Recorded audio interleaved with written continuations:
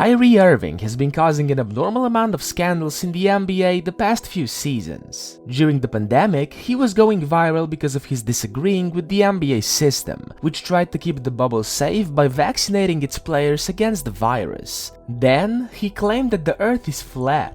And just when things seemed to cool off a little, he went ahead and publicized a film that embraces and disseminates anti-Semitism. Many are asking why this had to happen. Irving used to be one of the best guards in the NBA, and a lethal threat to anyone standing in his way, but now, it almost seems like his career could be coming to an end. On Thursday evening, the Brooklyn Nets suspended Kyrie for a minimum of 5 games, without pay, and it happened just hours after he once again refused to apologize for publicizing the mentioned film. Now, earlier that day at a press scrum, he was asked whether he was surprised by the amount of pain his decision had caused. But Irving instead proposed his own question, saying, "Where were you when I was a kid, figuring out that 300 million of my ancestors are buried in America?" And when asked whether he had anti-Semitic beliefs, Irving said, "I cannot be anti-Semitic if I know where I come from." And he said it twice, instead of simply giving a yes or no answer. And it was not what anyone associated with the Nets wanted to hear, even though no one was surprised with the response. So, as you could imagine, Brooklyn announced a firm and direct decision to suspend Kyrie Irving. They said that when given an opportunity in a media session, Kyrie refused to say he has no anti-Semitic beliefs, nor acknowledge specific hateful material in the film. And it wasn't the first time he had the opportunity to clarify,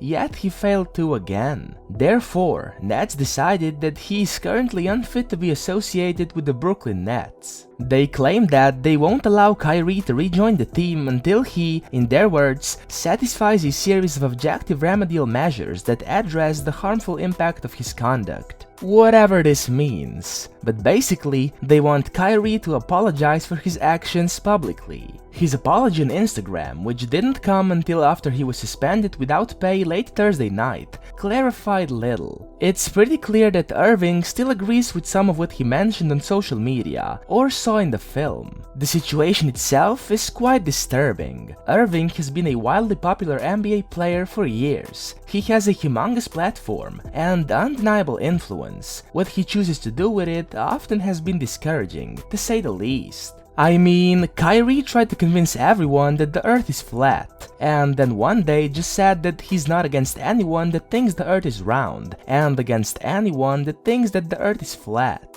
He claimed to just love hearing the debate, because it's fun to talk about. I'd love to see if the flat earthers take this as a joke. Then, there was his refusal to get vaccinated, which honestly, I'm not even sure we want to get into. But put simply, he just didn't want to get vaccinated, so the Nets decided to allow Irving to compete when the team was away from New York City, disallowing him to enter the Barclays Center until he got the shot.